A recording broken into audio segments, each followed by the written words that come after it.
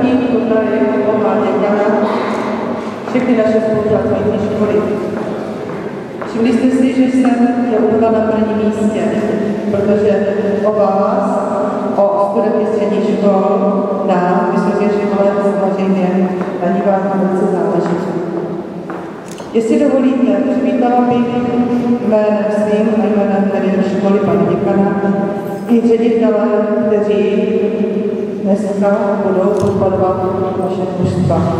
Takže gymnázium Karvinama, pan doktor Vévoda,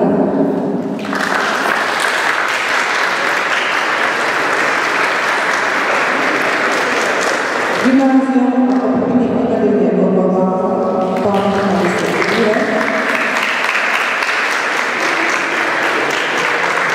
Dámy a pánové, já myslím, že to takhle můžu, já myslím si, že to zbytečně ruší. Já jsem si pro vás připravil projekt. Já jsem si to nemá smysl. Tak vás tady vidím, kteří na to jste si pořádně zahráli, abyste si nasoutěžili. Takže já bych vás chtěl tímto možná slavnostně přivítat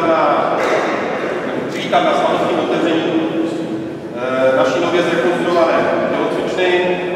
Je to věc, která je pro nás velmi důležitá, protože si myslíme, že tímto krokem jsme schopni podpořit tělovýchovné aktivity vysokoškolských studentů, kteří studují na naší fakultě, a chtěli bychom tím v podstatě dát najevo, že je i naším zájmem, aby naši studenti, kteří víceméně, a Jirka by za to možná trošku pochválí, neustále kteří se připravují na sedavá zaměstnání, se budou schopni trošku hýbat a naučíme je trošku hýbat. Takže tato tělocvična je toho důkazem, chceme našim studentům